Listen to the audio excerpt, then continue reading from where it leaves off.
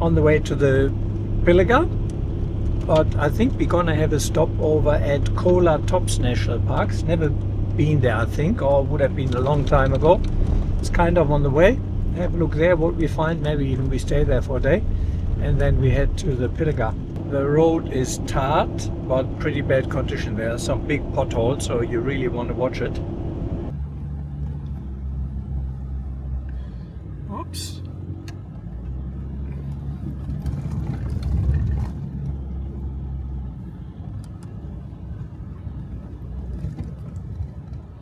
Road closed. Yeah, big road closed sign. But I just spoke to the operator and he said, yeah, now we can't go in because that would have been a long drive out here for a closed road, that's for sure.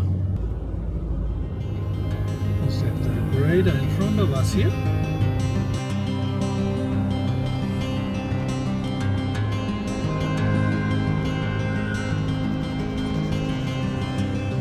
Yeah, the national park is definitely overrun by goats. The amount of goats here is not funny.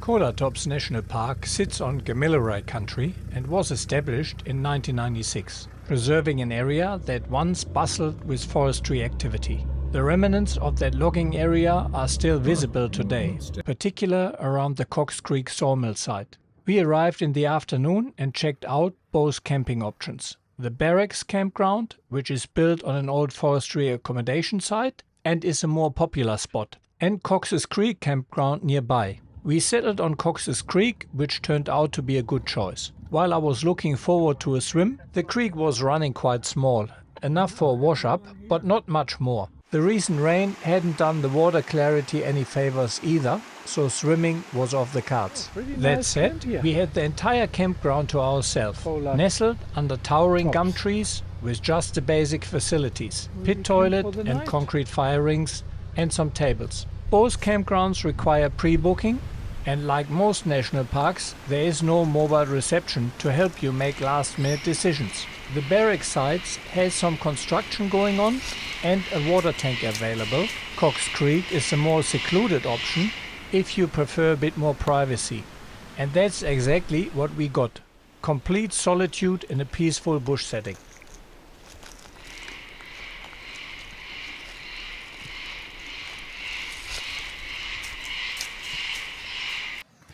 After last night on the Kilos mattress, way too cold, I'm back to my good thermarest. These crumbling concrete foundations and rusted machinery scattered through the bush are all that remains of the Cox Creek sawmill, which fired up 1952. For over 4 decades, these operations cut stringy bark timber for railway sleepers, fencing and packing cases, with workers housed in timber cottages nearby. The mill was part of a much larger logging story that began here in 1941, when selective logging started in earnest across what was now the national park. You can still see the old climbing slots cut into tree stumps throughout the area, evidence of how loggers accessed the canopy to fell these massive eucalyptus. The sawmill itself eventually burned down, leaving behind these concrete remnants and scattered pieces of machinery slowly being reclaimed by the bush. It's a reminder of how this landscape has been used over time.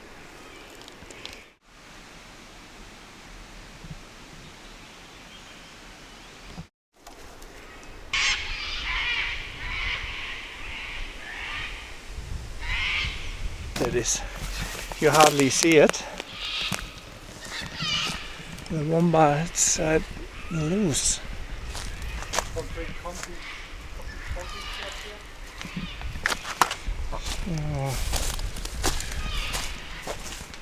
Oh, okay. Not sure what that would have been here.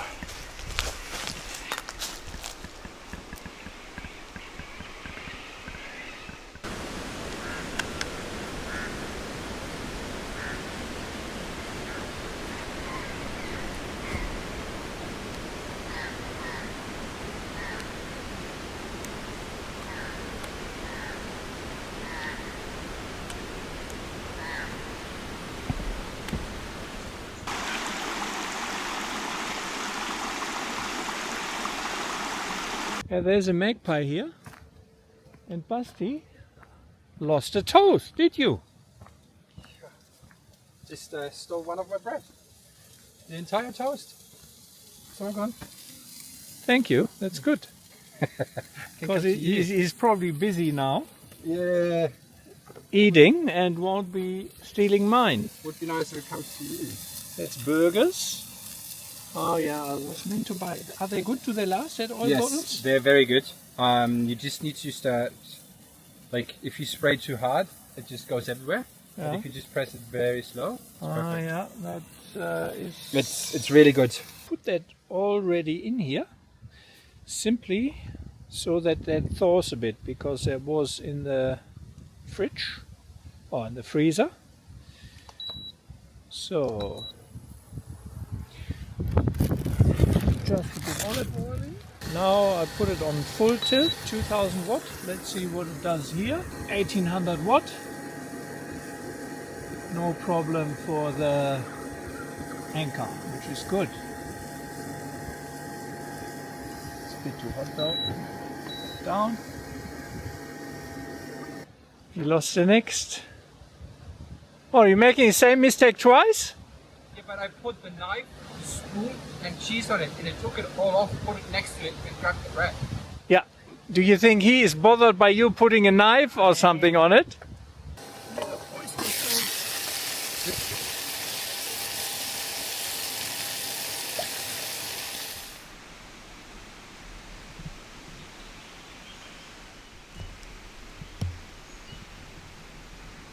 So Basti, how many toasts did you have to make to get that done?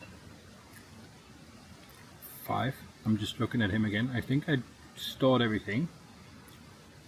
He's probably just gonna shit on it. It probably takes the mayonnaise now. No. 5. He fed the whole colony of magpies around here. You're smarter than me. It's all a bit wet, so we use a fire starter.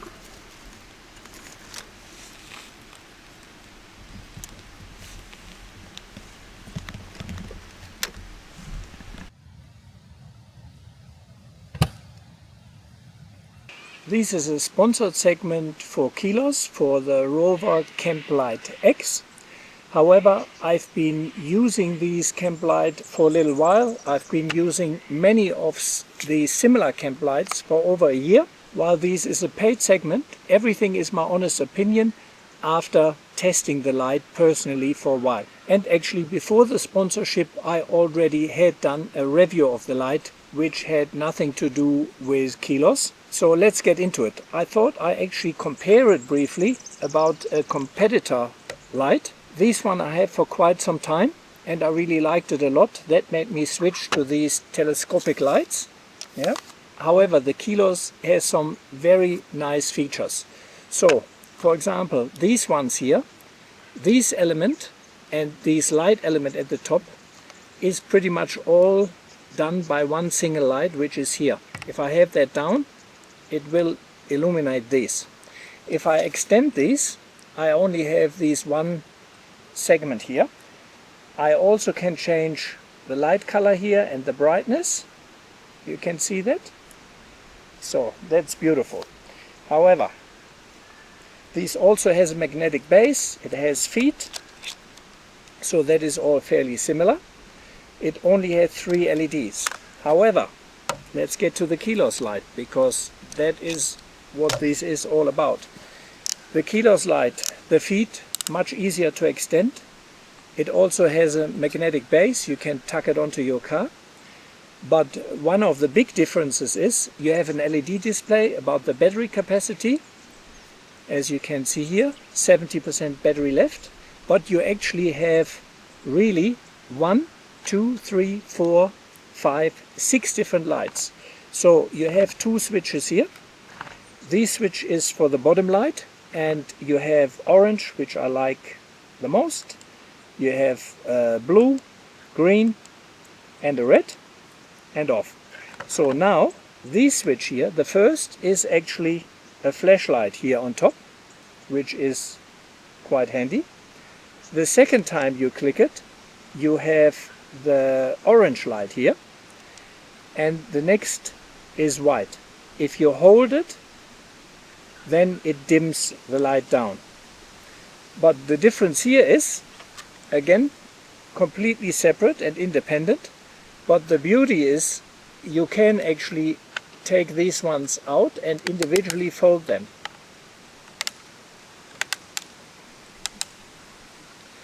And that is just super versatile. What I really love on these extendable lights is that it gives a very good light from the top. It is perfect for cooking. It is perfect for on top of the roof rack to illuminate the whole campsite. I absolutely love that lights. And Kilos really has done something different than all the other lights with these 4 lights on top, with the individual light here at the bottom. The LED display, it has a 10,600 milliamp hour battery. So on orange light, bottom and top, it lasts for days. And yeah, most of the time I use the orange light. I hate these bright white light. I think it's light pollution. So the orange light is pretty much used every night, and I really like it. At present, that is my absolutely preferred camp light. I haven't come across something better of these extendable lights. And yeah, I use it and I can highly recommend it.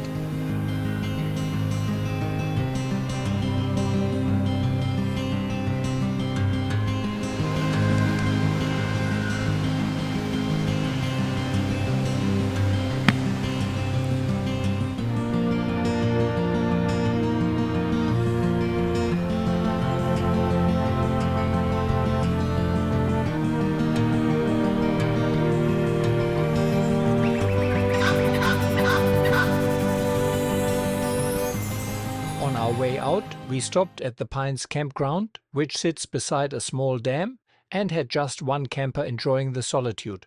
It's actually a cracking spot, spacious, surrounded by tall pines and open grassy areas, and probably would have been our preferred choice if we'd known about it earlier. The dam adds a nice touch to what's already a peaceful setting, and it's clearly designed to handle larger groups with plenty of room for caravans and camper trailers.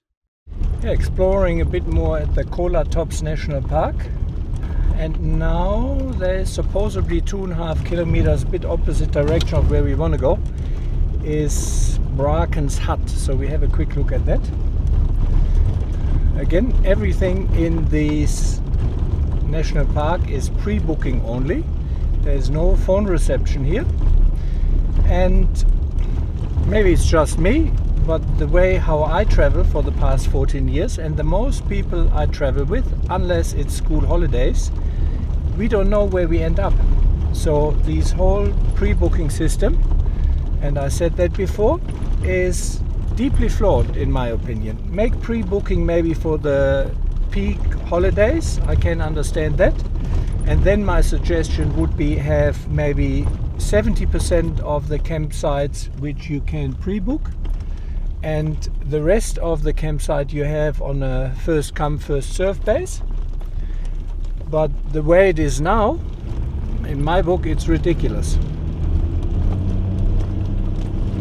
The original hut was built in 1937 as a cattleman's shelter for herdsmen moving sheep to summer grazing on these ranges. It was constructed from iron sheets packed in by horses for James Hamilton Trail, a local station owner.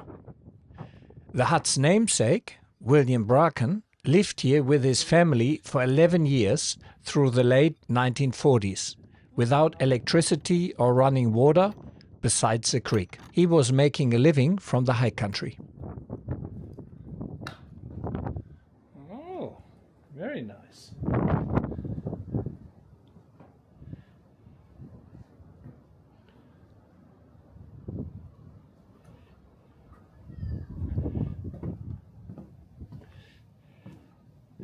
Yeah, certainly in the early days, you would have done with far less, you would have made do with far less space. I just love that old huts here. It's beautiful.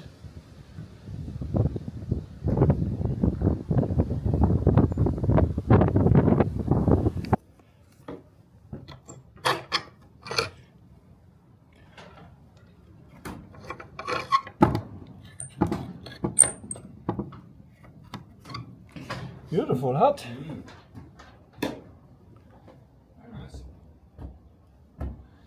Let the birds get in here. It looks like the area around the old hut is also being upgraded, as there are new toilets in place and construction is still going on outside.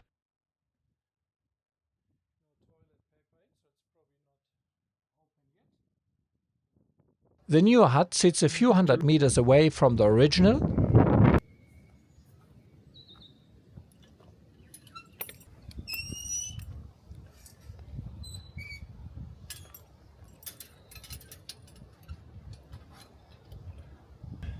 So that's the second hut here.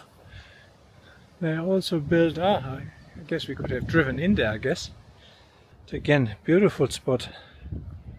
Tons of roofs here. They just took off when we came. Oh, look at that.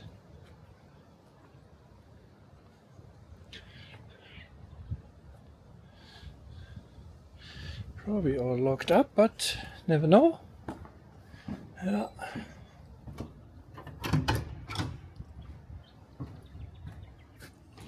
That old fly screen doors, I love that. Well, maybe.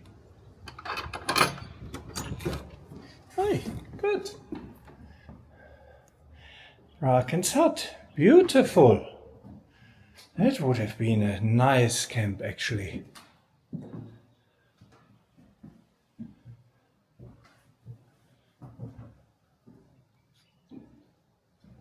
Very nice.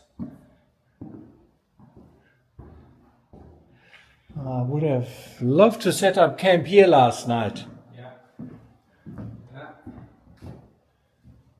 But looks like you can ride here. Come here with horses as well.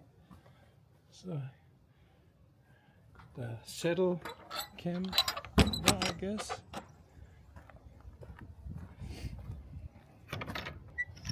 Stables.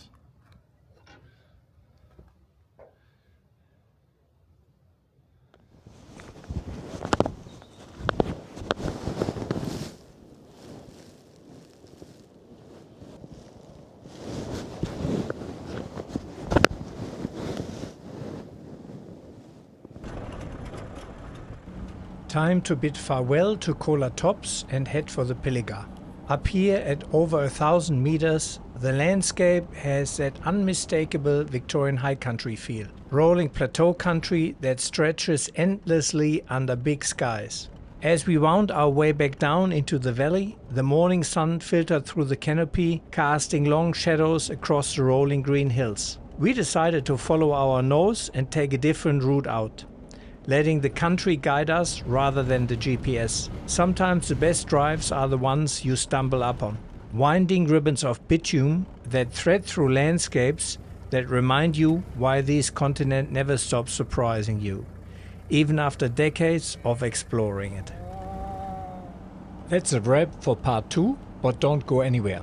The next episode gets interesting fast. On our way to the Pilliga, the cruiser decides to throw us a curveball that stops us dead in our tracks. I'll show you exactly how we diagnosed the problem and pulled off a proper bush repair to get back on the road. Then it's into the heart of the Pilliga itself to explore the stunning Dandry Gorge walk and delve into the region's haunted history as we search for signs of the legendary Yowie. Trust me, you won't want to miss what this ancient landscape has in store.